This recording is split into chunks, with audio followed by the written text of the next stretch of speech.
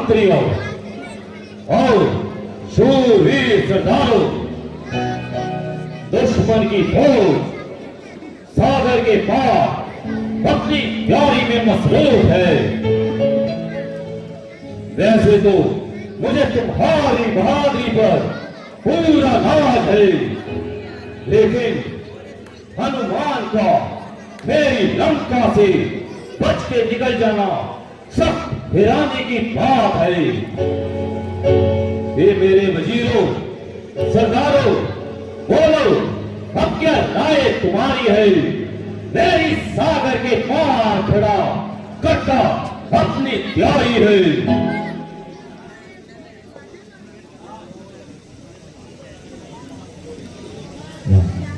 महाराज, लंका के बहादुरों से मुकाबला करना भला किसकी मजाल है? अच्छा, हनुमान से तो हमें दो हाथ करने का मौका ही नहीं मिला।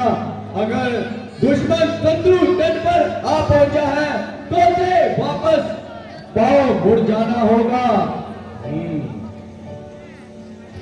हमें शत्रु पक्ष की ओर से किसी प्रकार की चिंता नहीं करनी चाहिए महाराज।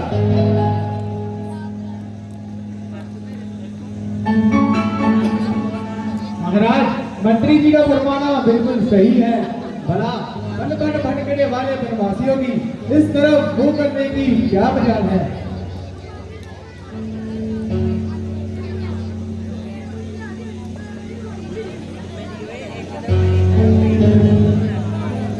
पिताश्री, जब तक मेघनाथ इस दुनिया में मौजूद है, आपको किसी प्रकार की चिंता नहीं करनी चाहिए। खैर, जो कुछ हो गुजरा अब उसका क्या जिक्र करना है। अब तो हमें आइंदा की रोकथाम का फिक्र करना है। वैसे तो मुझे तुम्हारी बहादुरी पर पूरा नाज है, क्योंकि मेरा हर बहादुर किसी भी बात से कम नहीं। फिर लंका के बहादुर से मुकाबला करने का किसी में दम नहीं। यदि फिर भी वो इस तरफ का रुख करे, यहाँ नहीं। शाबाश, शाबाश मेरे बहादुरों, शाबाश। भाई साहब, आपके तमाम शीर कुछ आपसे डरते हैं और इसीलिए खुशामद की बातें करते हैं, और इसी कारण आपको ठीक मशवरा भी नहीं दे पा रहे। आप जिनको कमजोर समझ रहे हैं, वो मुझे लंका के लिए बादल मंडराता नजर आ रहा है। हनुमान की ताकत क्या तो आप अजमा ही चुके हैं, जिसके कासम की वीरता का यह हाल है, उसकी ताकत का वर्णन इन शब्दों से बाहर है। इसीलिए लंका को तबाही से बचाने के लिए सीता जी को रामचंद्र जी से अर्पण कर दो और उनसे संधि कर दो। अफसोस, जबरदस्ती करके तुम क्यों काल से जूझते हो? पहले तो आग में कूद पड़े और राजसभा में कूदते हो।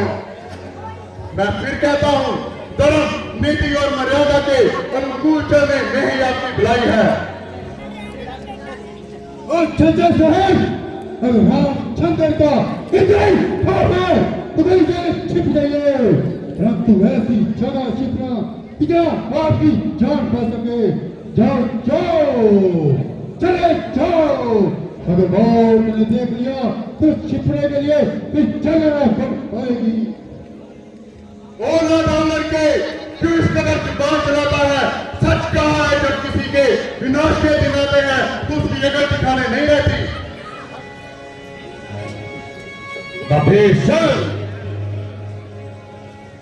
मुझे मालूम होता है कि तेरी दुश्मन से कोई गहरी साज-बाज है, जो हमारी एक एक बात तेरे काबिल इतराज है। भाई साहब, ये आपकी भूल है और मेरी निस्बत ऐसा ख्याल करना बिल्कुल फजूल है। मैं श्री रामचंद्र जी की तरफदारी की बात नहीं कर रहा। अच्छा, मैं दिली तौर पर आपका वफादार और जानिसार हूं। मैं आपको आने वाली खराबी के प्रति सुचेत करना चाहता हूं। भला आपके सीने के बदले मैं जान बहाने को तैयार हूं। अच्छा, यदि ये बात है तो उनके दिल में ये क्या सुनाई जो बेवजह उन्होंने सब लोग रखा की नाक उड़ाई। वे खाम खा उनके सिर चढ़ाई और अपने किए की सजा पाई। आपको सच्ची बात ना बताकर आपको भड़काया गया है। ज्यादा बातें न कर विभीषण, मेरा हर एक बात मन में और मानने के लिए तैयार है। सिर्फ एक तेरी तरफ से इनकार है, फटकार है, लानत है, धिक्कार है। तेरा जिंदगी जीने पर ही धिक्कार है। बेशक ये इस वक्त सब आपके सुर में सुर मिला रहे हैं, मगर दरअसल आपको गलत रास्ते पर ला रहे हैं। अमृत के धोखे में आपको विष पिला रहे हैं।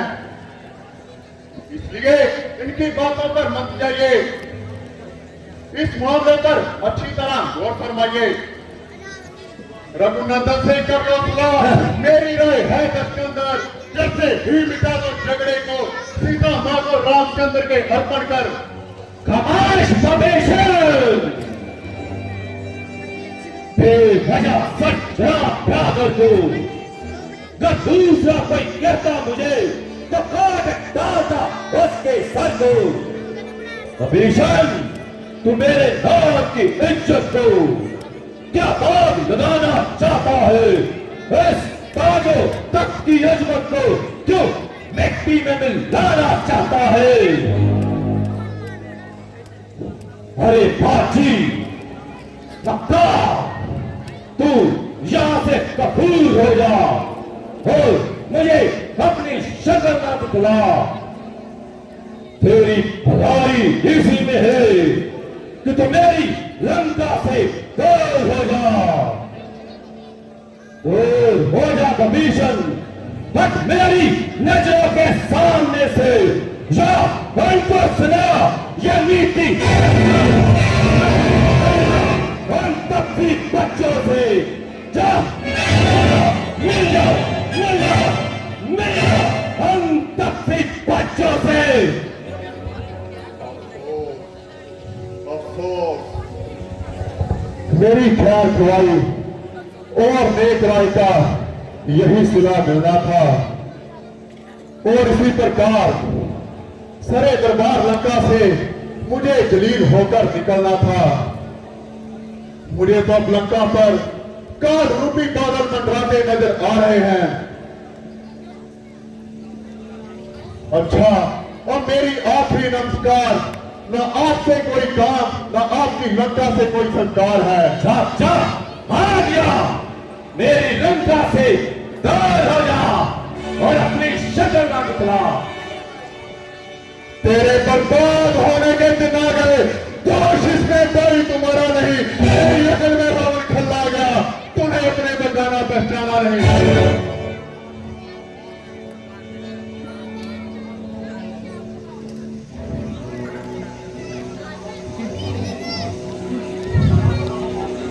जो कहा सुना हो माफ करो, मंजूर मुझे हुक्म ये राजन, तुम्हें मुबारक हो लंका, मुझे मुबारक रामचरण।